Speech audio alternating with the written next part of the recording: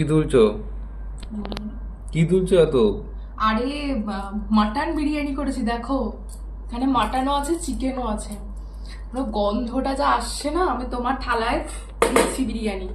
সেই জন্য এই যে মাংসগুলো সাইড করে না রাখলে না মাংসগুলো ভেঙে যায়, সেই জন্য আমি সাইড করে করে রাখছি।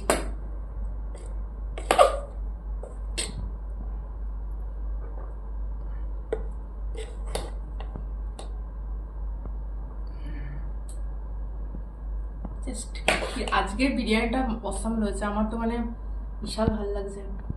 কিন্তু দেখো মাংসগুলো পুরো সিদ্ধ হয়ে গেছে, তোমাদেরকে একটু কাছ থেকে দেখাচ্ছি। দেখো মাংসগুলো, আলুগুলো তো, একটু বিরিয়ানিটা কাছ থেকে দেখো, দেখালে বুঝতে পারবে যে কিরকম হয়েছে।